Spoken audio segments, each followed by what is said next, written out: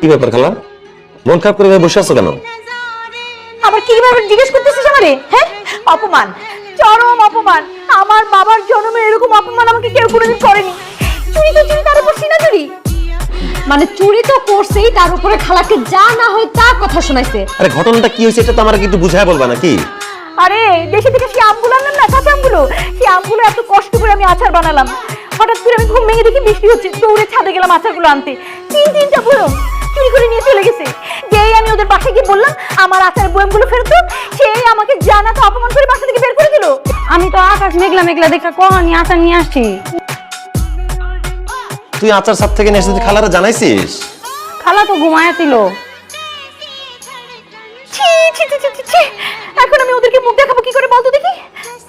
না না, আমি ওদেরকে সরি বলতে পারবো না।